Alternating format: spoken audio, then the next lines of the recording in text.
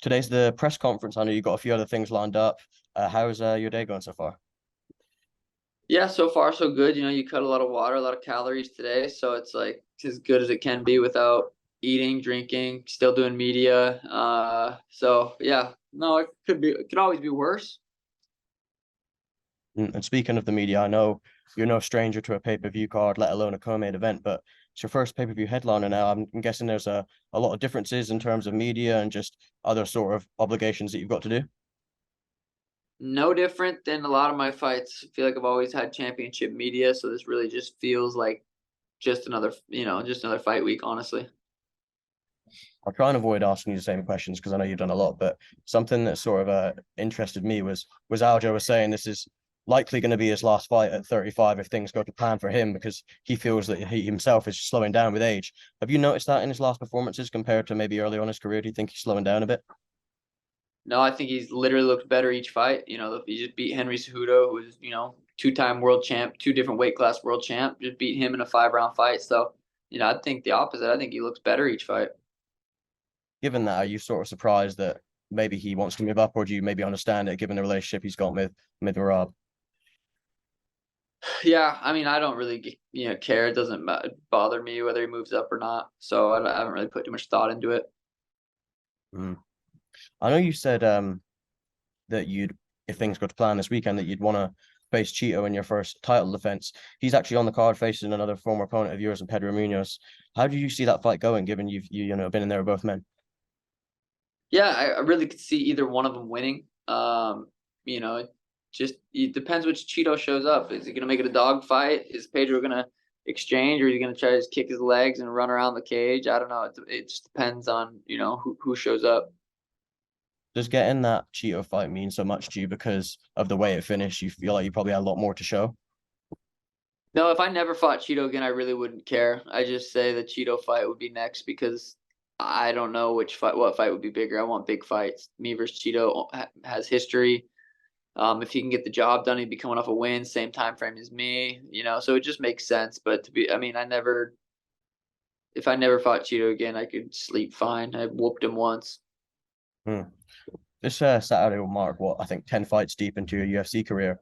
It's been quite a mad rise for you. I was just wondering if you had in particular a sort of memorable moment or favorite fight or anything particular that stands out so far in your UFC career. I mean, recency bias. Obviously, the Peter Yan fight was a massive win for me in Abu Dhabi, which was different. But yeah, I mean, there's just so many big moments that have happened. Fighting in COVID, fighting at the Apex. Yeah, bunch of awesome moments. Speaking of that fighting during COVID, I know a lot of fighters sort of did and didn't like it because the crowd, the fans could hear the shots a lot more. What was that like for you? Is that sort of a nice experience or a strange experience? It was cool. I can, perform if the lights are on, the cameras are on. Dana's sitting in that seat. I can perform wherever. So I didn't have an issue with it. I don't necessarily like the small cage. So I probably will never fight there again.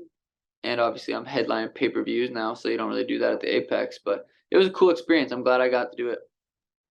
One of those fights that took place during COVID, I remember was the Eddie Wineland fight, and I know you had a good moment recently with Mike Goldberg, in which you sort of commented over that. Given he was gone before your eyes in the UFC, was that sort of nice and strange to get him commentate over one of your finishes? Yeah, it was really cool. I didn't really watch UFC too much previously before I even really got into the UFC. So, but yeah, it was cool to have him, kind of replay it. It's not live, so it's a little different, but he brought the emotion out. It was cool. Right. And speaking of that Peter Yan fight, it's a really sort of strange because before he fought Aljo, everyone saw him as this unbeatable guy, and it was quite a controversial nature of finish with the Aljo fights. And then you go and beat him, and he's since lost Marab. He's sort of gone in a weird trajectory since then. Do you still feel like Peter can sort of bounce back up to be a top title contender at your division? 100%. Peter is very, very skilled. The loss to me was very close. The loss to Aljo was very close as well. I mean, he fought Aljo's the champ. He lost to the champ. He lost to me, who was about to be the champ. Then he lost to Marab, who's just this killer. So yeah, he's lost very close fights. The Marab fight wasn't necessarily close, but yeah, I could see Peter, making a shot back up there. Without going into specifics, but with you work a lot of stuff with Tim, and preparing for the Peter and the Aljo fights, I know they're both very tough challenges for you, but what's sort of been the big difference in the majority of your camp compared to the two opponents? 5 rounds, 5 rounds, 3 rounds, just changes the game. So just adding the extra 2 rounds is by far the biggest difference. Was that sort of a struggle early on, and is something you got into, or were you good from the get-go, sort of making that big switch? We were kind of preparing each fight camp, doing 4 rounds, doing 4 rounds, doing 4 rounds. So by the time it was, time to make the switch to 5 rounds, we were ready. And another sort of big story going into this is I think you've been managerless for a while now. And I know you sort of spoke about it at the media day, but just with this interview, like being managerless, do you still have like a family member or a friend sorting out the interviews, or do you do everything yourself now? No, yeah, I definitely don't do everything by myself. I just really like to be a part of everything that goes on. When it comes to like setting up all these interviews, the UFC kind of schedules all of them, and then I have someone, Emron, who kind of puts them in my calendar and make sure they all run smooth and I know I'm on time for everything. But yeah, I definitely don't do it by myself. I have help for sure. I know you said you'll go into all the details later of why you decided to do that, but I think you're managed by Danny Rubenstein, and I believe he manages Peter as well. Was any sort of the reason like a conflict of interest in potential future opponents? You sort of wanted a manager to have your back rather than your opponent's back, or was that nothing to do with it? No, I fired Danny a long time ago. I fired Rubenstein a long time ago before that. But yeah, I mean that plays a role into it. If you have your manager has, multiple guys in the same division, it's not ideal. It's not what you want. You don't really know what their best interest is. And yeah, I think it's very sketchy to work with some of those guys. Obviously, I'm speaking to you from England, and a big sort of talking point in this card with English fans is something that Ian Garry said, where he said, no one's waking up at 5 a.m. to watch Aljo and Sean. They're waking up for me. I'm the sort of star. I'm guessing you disagree with that because you probably have a lot of fans who are tuning in from my country, right? Yeah, I mean, I get what he's doing. I posted a clip of his manager, saying that Jeff Neal pulled out because he's pussy hurt. So, he's a little mad at me for that. So he's trying to. I think he could have went about it other ways. That comment is just absolutely silly. Like, I think he's going to be a star. I think he's going to do really good work. But for him to say that this card is about him and not me is, it shows his immaturity and his age a little bit. But it's not. I like the kid. I'm not going to say anything bad about him. Mm. Do you see any similarities? And obviously, you're very different people, but in your sort of rise and his rise, he's sort of back to be a future UFC champion, and you're fighting for the title this weekend, right? Yeah, no, I don't care really much to talk him up. If you're gonna throw shots at me, I'm not gonna sit here and talk him up. Something that I wanted to mention, because believe you crossed past him in London, was Paddy Pimblett. I think there's a lot of sort of, obviously you're fighting for a title. He's not even ranked yet, but there's a lot of similarities between your popularity. He's a very popular figure here in England, but he's sort of criticized for his last performance. What was your interaction like with Paddy, and what were you sort of giving him as a bit of advice going into his return, which is hopefully going to be maybe late this year, early next year? Yeah, I'm a fan of Patty. I like Patty. I think he's doing a good job for himself. He's recovering from that surgery. He needs to get back to work. He knows that.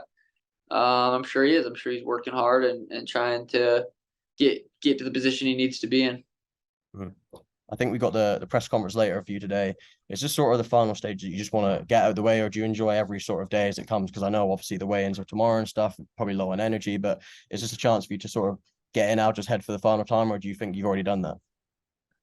I like the face off. The face off will be cool. The press conference it's fun if you have a good. If Cody Garbrandt was up there, it'd have been a little bit easier because he's always fun to throw shots at. But yeah, I'm not necessarily looking forward to it. I'm not upset I have to go. The face off will be cool. But yeah, it's on a weird day. A day you don't really, you're not drinking much water. You're not eating many calories. So it's not like a day you just have full of energy, excited to go out there and talk. I know Cody was supposed to be fighting, but he's not anymore. Do you feel like that's one that got away? I know he's quite hard to believe. He's only 32. Maybe he can sort of work his way back up to the top, or do you not see it that way? Do you think he's sort of past his prime now?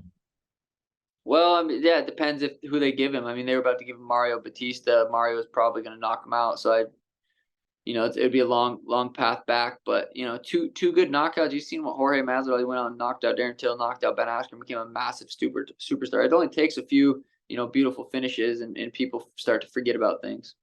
Mm. I know you had a bit of beef with Cody and Aljo and Peter, but there is any sort of UFC opponents or past or present that you've not faced yet that you actually seriously dislike, or is it all sort of once you fought them, and there's a respect for them there? Yeah, no, I don't take any of this personal. Some are just easier to make fun of. Some are just, dumber than others, and it's just easy to kind of poke at them. But none of it's really personal to me.